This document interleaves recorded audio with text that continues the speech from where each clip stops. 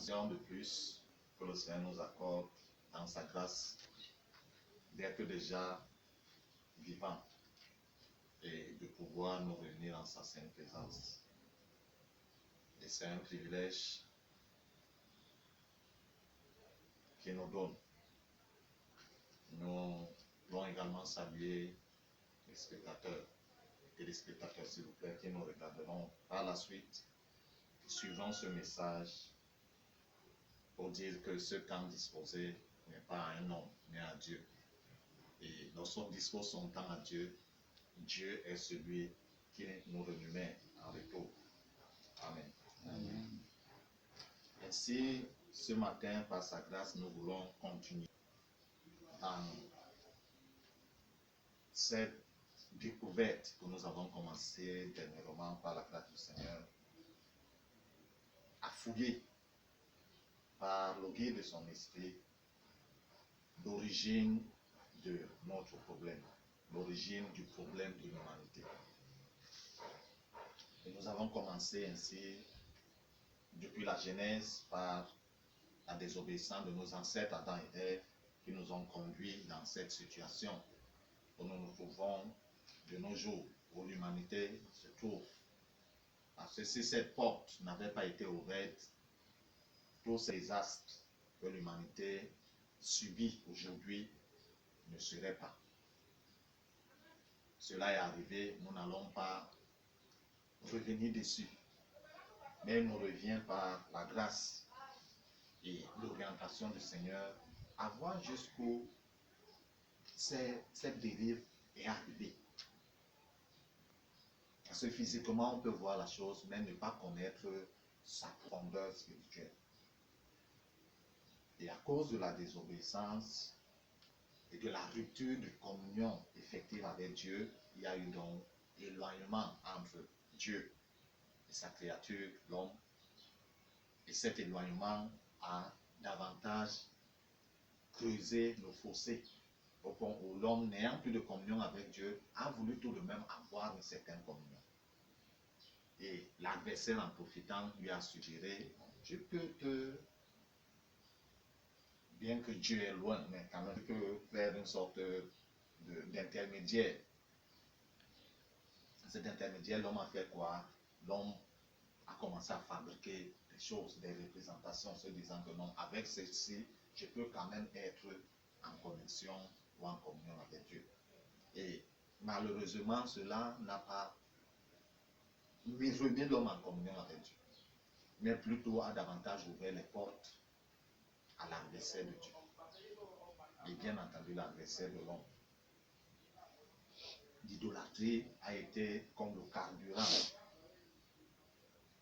pour mettre l'homme davantage dans les liens, davantage dans les chaînes, davantage dans la domination du diable. Nous pouvons lire dans le livre d'Ésaïe, Ésaïe au chapitre 44, lisons juste un bout, verset 15, lisons juste au verset 17.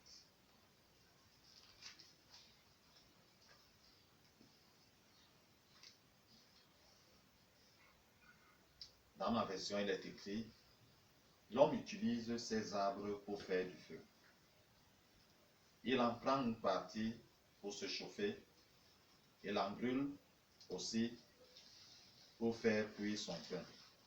Cependant, il les utilise aussi pour se fabriquer un dieu qu'il adore. Il en fait une statue devant laquelle il se prosterne. Il brûle la moitié de son bois afin de pouvoir manger de la viande, préparer un rôti et se rassasier. Il l'utilise aussi pour se chauffer et dit, ah, je me chauffe, je vois la flamme.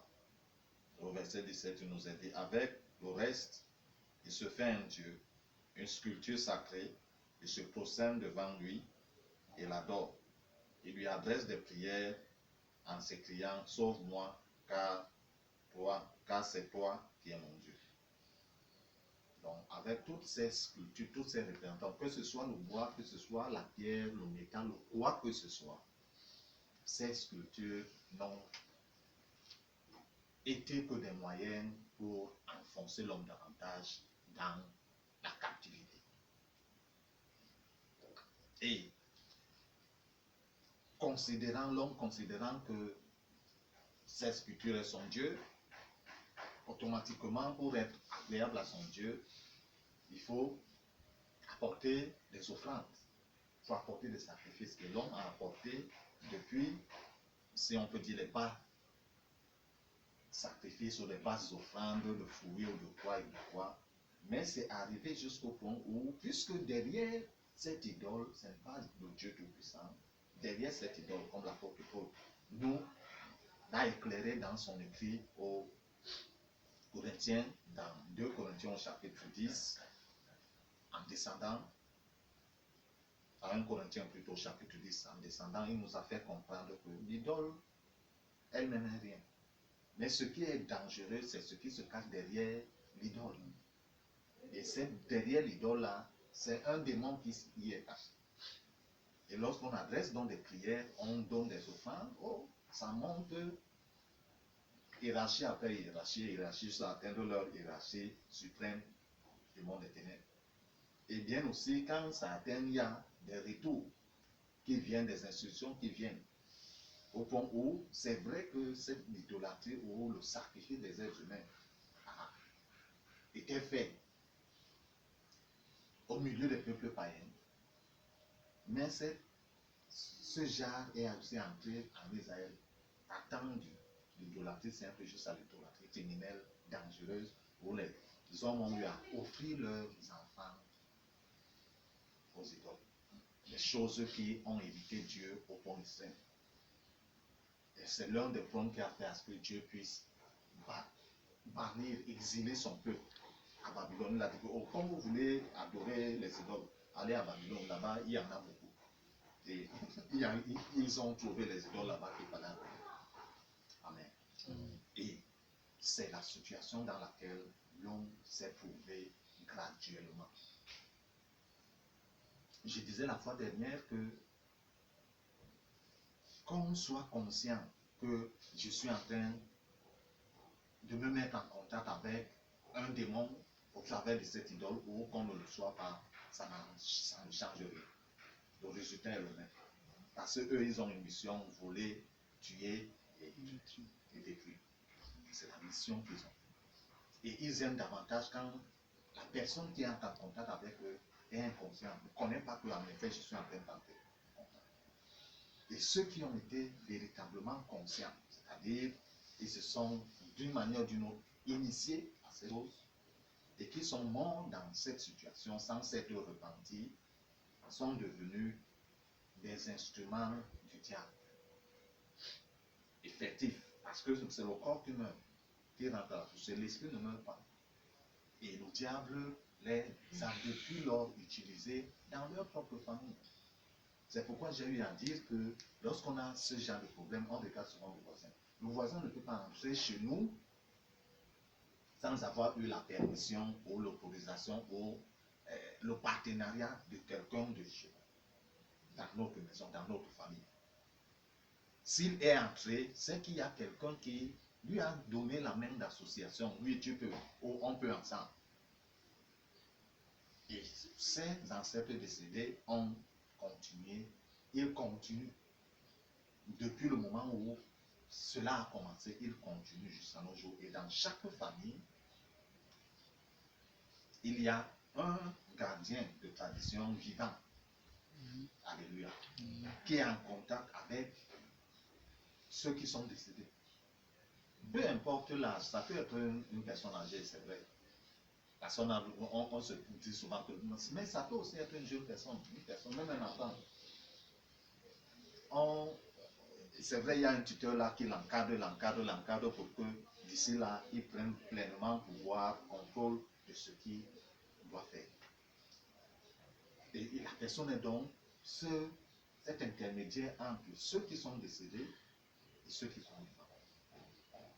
Dans chaque réunion de famille, ils sont là. En effet, c'est ces ancêtres-là qui accueillent les vivants, leurs descendants vivants. L'aîné, ceci. C'est eux qui accueillent. Dans chaque rassemblement, même dans, on dit souvent les congrès. Oh, nous avons congrès. Oh, cette fois-ci au village, nous avons congrès. Personne, bon, on a prévu qu'après chaque 2 ans, c'est les ancêtres qui vous accueillent. Ne pensez pas que c'est vous. Non, la délégation vient de tel, vient de tel. Oh, il y a même la diaspora qui vient. C'est les ancêtres qui vous accueillent et qui gèrent même la réunion. Alors, celui qu'on a établi comme modérateur de la chose, il est en contact avec eux. Alléluia. Et tout ceci, c'est quoi? Pour enfoncer davantage les destinées des gens de la famille, des gens de ce village, des gens de ce canton. Parce qu'ils reçoivent de leur hiérarchie suprême là-bas les instructions. Lui, il sait seulement que déposer. On lui donne le rapport. À ce moment, c'est le moment des rapports. Qu'est-ce qui a été fait dans cette famille depuis 2 ans? Est-ce que les instructions que nous avons données ont été suivies? Est-ce que cela s'est appliqué? Est-ce que dans cette famille, il y a eu le deuil comme j'avais ordonné? Si oui, il y a les félicitations. Sinon, il y a quoi? Les réprimandes et quelquefois les punitions. Toi qui n'as pas veillé à ce que ces plans s'accomplissent dans la famille dans laquelle tu es, ça peut arriver même jusqu'à la mort. Alléluia. Parce qu'il ne s'amuse pas de son côté. Il, en plus de en cette époque, il sait que son temps est très court. Ça peut arriver même à la mort. Les punitions graves. Il nous revient donc d'être conscient de cela. Ainsi, que ce soit à la naissance, quand l'enfant naît, ou dans chaque famille on est content, on veut présenter l'enfant peut-être à son grand-père ou à sa grand-mère, si l'un des deux est vivant, ou si les deux sont vivants, on veut présenter. D'une part, ce n'est pas une mauvaise chose. Alléluia. Mais à cause des complications qui sont derrière, on doit y réfléchir en tant qu'enfant de Dieu. Parce qu'on veut présenter, et quelquefois, c'est en ce moment qu'on donne aussi le nom à l'enfant. Oh, on lui donne le nom de l'arrière, grand-père ou grand-mère, ou de tel. On n'a pas connu, toi-même qui es en train de donner le nom, tu n'as pas connu qui était réellement la personne. On peut avoir connu la personne physiquement, mais spirituellement, on ne connaît pas son identité. Et tu donnes le nom là va faire quoi? Refléter sur l'enfant. Qu'on le sache ou pas, qu'on l'accepte ou pas, ça va refléter. On dit chez nous, en Bassa, que Jol Limpona Mouf. Ça veut dire quoi? Le nom ressemble à la personne. Si tu donnes, imaginons, tu accouches ton enfant et tu lui donnes le nom de bêtise ou caca ou déchet. Ne sois pas étonné que le nom là commence à influencer la vie de l'enfant. C'est pourquoi Dieu lui-même, par rapport à Jacob, quand ils se sont rencontrés, seul à seul là, il a vu que le nom s'était dérangé depuis. Le Jacob qu'on t'a donné, usurpateur. Tu as usurpé à ton frère le droit d'aînesse. Tu es même parti chez ton oncle. C'est vrai, il t'a fait travailler pendant 14 ans, mais pendant 14 ans, tu as renversé ses richesses.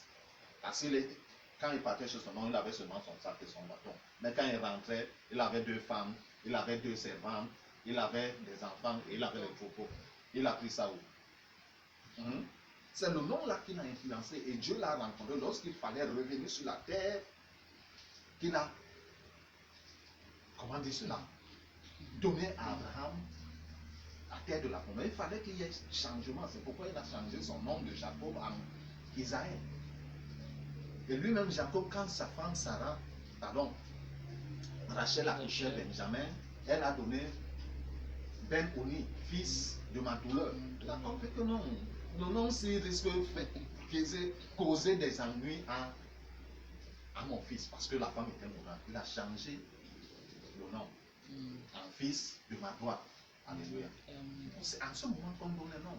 Et le nom là commence à influencer l'enfant et sa destinée, c'est l'occasion où on change sa destinée. C'est l'occasion où il y a vol dans sa destinée.